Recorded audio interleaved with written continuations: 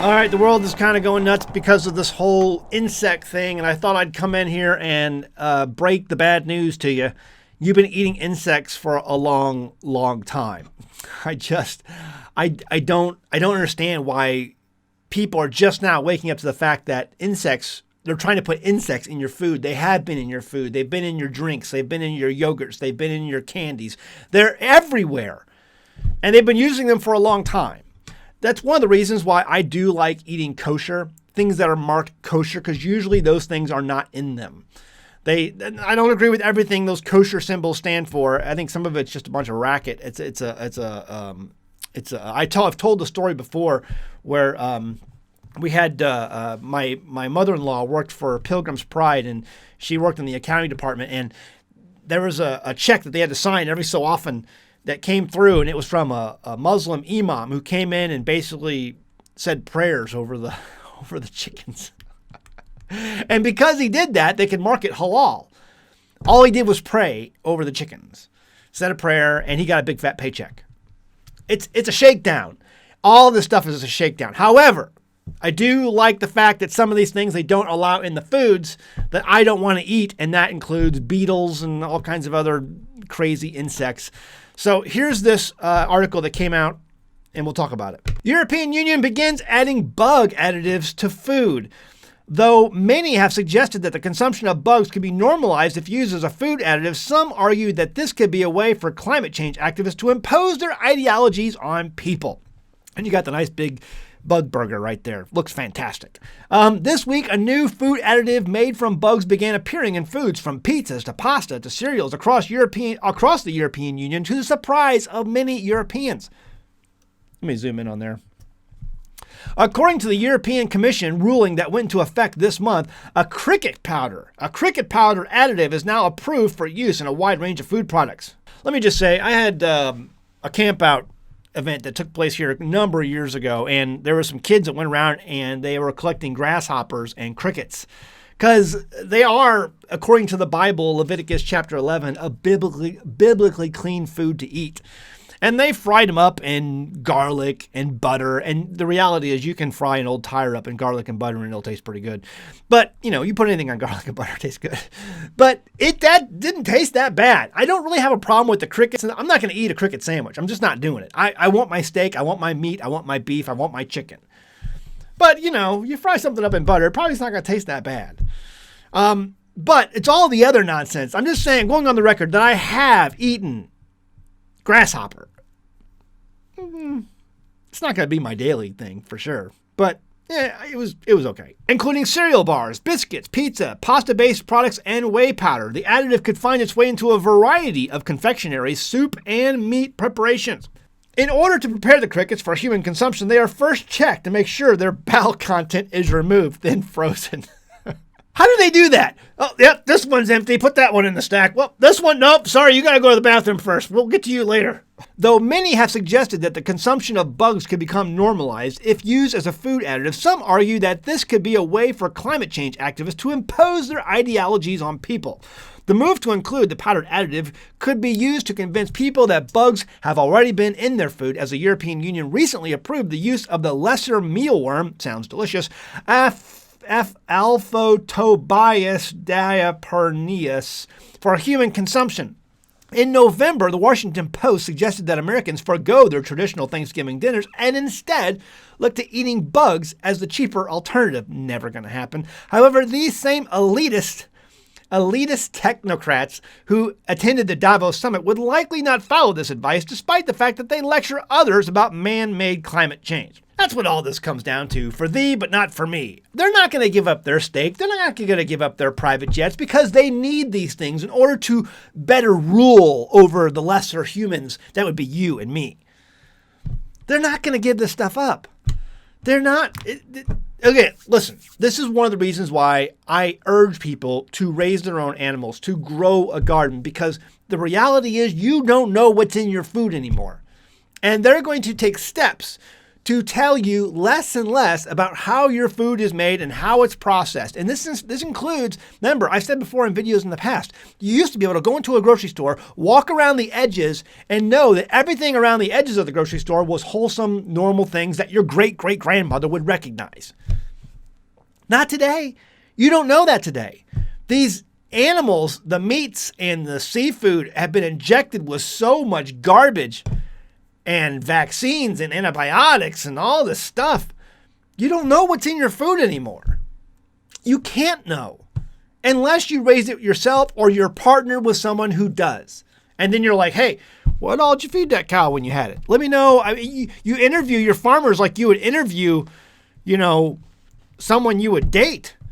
It's like, you got to know who you're dealing with here. Because that person might be some kind of crazed chemical, mad scientist. Who knows what he's doing to his animals? Or what he's doing to his crops that you're buying at the farmer's market. You want to know these people. If someone's growing their beets or their sweet corn with Miracle-Gro, don't you want to know it? Don't you want to know what, you're putting in? If you're putting Roundup into your body? You got to know these things, guys. And the only way you're really going to know it yourself is to do it yourself. That's the only way you're going to know. Anyway, this article and this image was shown all over the internet this week. And the reality is these things have been in your food for a long, long time. You can do a little bit of research and find that things like shellac, which these jelly beans contain, have this bug right here. This is where the shellac comes from. It comes from a bug, comes from an insect. You've been eating jelly beans, you've been eating insects. They use these things on all kinds of different foods that you will find. All kinds of candies, all kinds of things like that. You want to make sure you know what you're eating. All kinds of things like bone char and what was the other one? Carmine was a big one here too, this beetle. Used for all kinds of colorings from yogurts and from wine is a big one. I have long been a wine snob. Once I realized, all of the additives that U.S. winemakers put into their wines. 2009 was a fantastic year for wines in the region of Bordeaux, France. See, the winemaking regions in Europe, they have good years and they have bad years. Most of the years are pretty good because they know what they're doing. They've been doing this for hundreds of years, if not like 1,000. And they know how to grow good vines and make good wine. But they have years that are better than others. The U.S. market? Oh, no. You grow a wine in the U.S. market, you take a sample and you send it off to a laboratory and they tell you exactly what additives you need to put into that wine to make it exactly the way it was the year before. And there are over 70 different legal additives that they put into wine to be able to do that process in America. The Europeans, they have very strict rules on things they can add to their wines. Again, I'm a wine snob, but it's like that for all kinds of foods. It's like, why are we not strict? Why do we not have laws like they have over in Europe when it comes to wines? They're traditionalists over there. They're like, hey, we have to make wines the way we've been doing it for hundreds of years. No cheating. You have the same things that we have. You have to make it this way and no other way. Why can't we have those rules for food? If we did, this would be less of a problem. I'd still want to grow my own food. But this will be less of a problem. What I'm going to urge you to do is to go ahead and share this video on your favorite social media website. I just think that more people need to understand that they've been eating bugs. This is not something new that people are secretly pushing. They need to know that this has been happening. Share this video on social media. Share it on your accounts that you're subscribed to, where you can share videos on Twitter. We are on Twitter. You can join us on Twitter. I'm not on Facebook anymore, but if you're on Facebook, go ahead and share the video on Facebook. Let people know this is not anything new. This has been going on for a long time. And until people stand up and say, no, I'm not buying this stuff anymore, I'm going to try to find a local farmer and buy his products, his meat products, his produce. Will only producers get the message that, maybe we shouldn't put beetles in our yogurt. All right. Leave a comment below. Want to hear what you think. Check out our merchandise, teespring.com. Our Stupid Should Hurt shirt. If you're still buying beetle guts and beetle colorings, you're stupid and it ought to hurt. Favorite shirt, best-selling shirt. You can find links in the description below. All right, guys. See you next time in the homestead. Bye. This is Grandma. Grandma survived the Great Depression. She survived the Great Depression because her supply chain was local and she knew how to do stuff. Grandma was smart. Grandma told us to make do with what you got. She also said, don't put all your eggs in one basket. Homesteading is all about self-reliance and declaring ourselves to be independent from the system. We grow our own food, we raise our own animals, and doing these things helps safeguard our families from the unpredictable world that surrounds us. But what about banking? I love being my own power company, but what about being my own bank? Right now, our country is over $30 trillion in debt and rising. The Fed keeps printing money, and the Congress won't stop spending money. Staying attached to the modern banking system and their investment vehicles is like putting all of your eggs in one very, very fragile basket. On one side, you have the threat of inflation and your savings value floating away, and the other side is a possible deflationary stock market collapse, just like what happened in the 1930s. Genesis Gold Group is like a basket holding eggs, and these eggs are impossible to break. History shows us that all paper investments have and will return to their intrinsic value eventually, zero. But gold, silver, and other precious metals have never, ever been worthless. In every collapse throughout history, people have turned back to precious metals to find monetary value.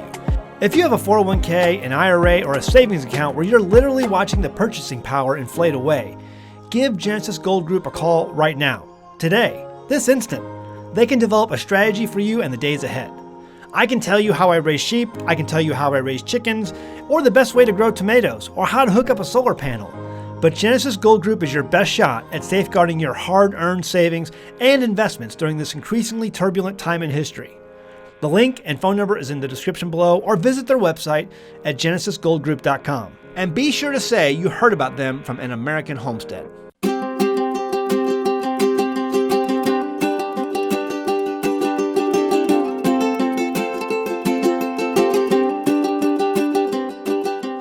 Hey guys, did you know you can become a patron of An American Homestead? They get access to private videos, and we send them gifts from the homestead that we make here on the homestead. And we also enter our patrons into special giveaways that are only available to them. And before you go, please check out these other great videos. Go ahead, click. Oh wait.